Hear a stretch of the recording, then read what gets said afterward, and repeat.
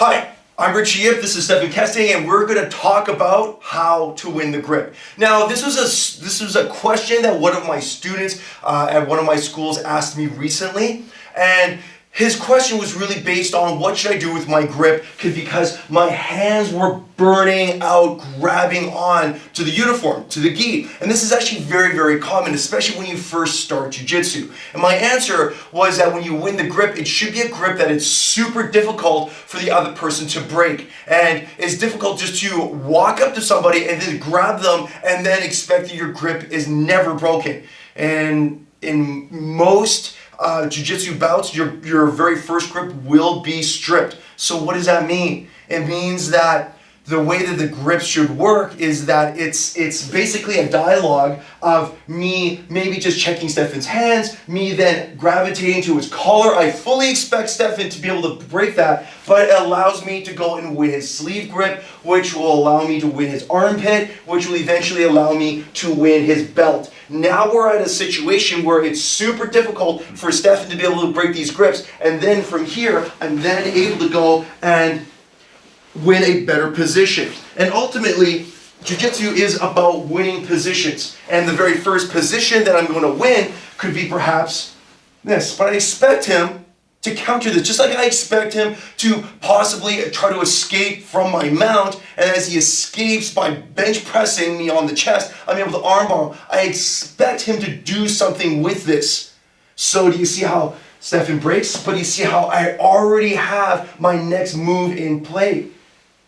Maybe winning the armpit grip, pulling him down a little bit, and then winning the belt. Now, we're just using this example. Whatever it is that could be your favorite type of grip is totally up to you.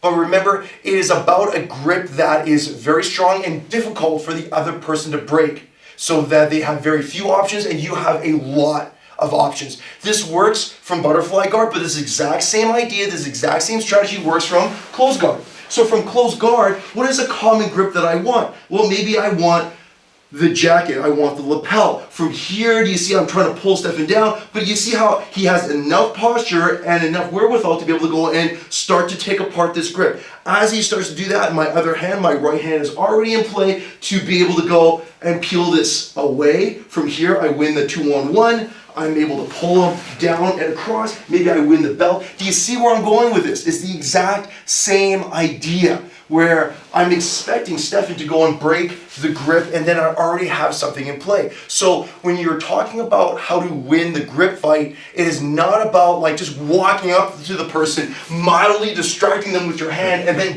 grabbing whatever it is that you want to grab.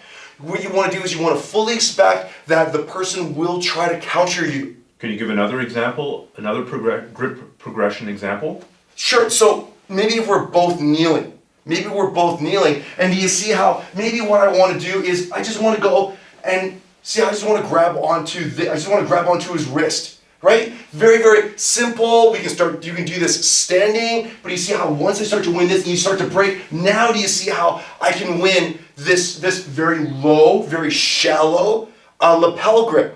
Now, as he goes and breaks this grip, what I want to do is I want to go higher, and then you see how as I go higher, now this is a more stronger grip, so I can pull him, and then I win an even deeper grip.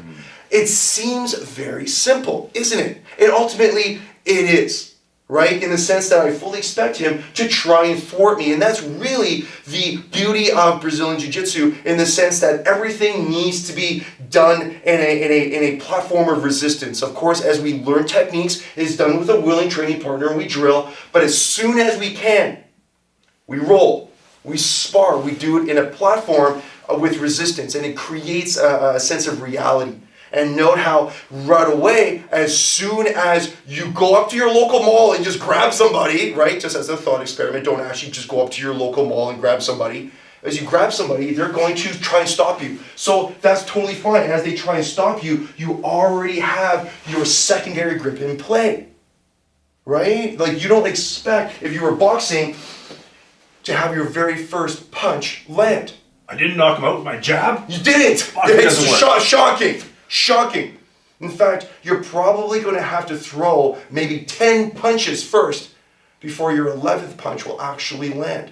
right? That's very realistic, and you should fully expect that. And you shouldn't be disappointed when your very first strike, it doesn't hit them in the solar plexus and they just drop like a bag of oranges, right? You want to have that dialogue, that interaction, and that expectation of every single grip that you apply will be stripped. But you just want to go and have that ladder, right, where you're constantly fighting towards a better and better and better grip as your training partner consistently tries to counter that grip. The Toyota principle of continuous improvement. Yeah, absolutely. Always getting better. Yeah.